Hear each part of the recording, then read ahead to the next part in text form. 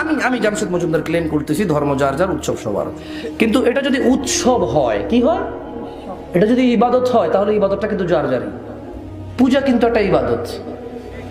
আমি বুঝাইতে পারি না মানুষকে, আমি ওয়াল্লাহি মনে হয় আমি বলাতে প্রবলেম হয় মনে হয় আমার, মানে আমার ভিতরে যা আছে, এখানে মগজে যা আছে, এটা মনে বাইর করতে পারি না। বোঝেন নাই? আপনার ছেলে পূজায় যাচ্ছে, ও কি ইবাদতে গেল না উৎসবে গেল? তো শিরিক আপনি তো খুঁজে পান না, মুসলমানরা শিরিক খুঁজে পায় না।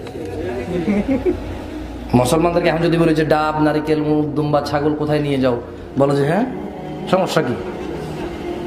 সমস্যা কি? আমিও বলি যে যাও, তোমার ব্যাপার।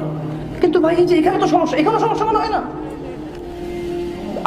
আমার প্রতিবেশী, তার বিলিভ, তার বিশ্বাস হচ্ছে, তার আস্থা হচ্ছে যে মাটি একটা বানাবে, এটাকে মানুষের একটা চেহারা দিবে, এরপর এটাকে সেজদা করবে, তার কাছে মঙ্গল কামনা করবে, অথবা বিপদ থেকে উদ্ধার হওয়ার মানে দোয়া করবে, এটা তার বিশ্বাস।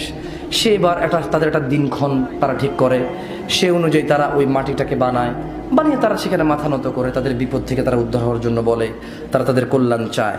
তো তারা কি ইবাদত করতেছে না উৎসব করতেছে? তারা কি ইবাদত করতেছে না উৎসব করতেছে? আরে এই জাতির মানুষ কথা বলতে জানে না নাকি? তো আপনার ছেলে যে ওখানে গেল, ও কি উৎসবে গেল না ইবাদতে গেল? তো এটা আল্লাহর সাথে শিরক করলো কিনা সে?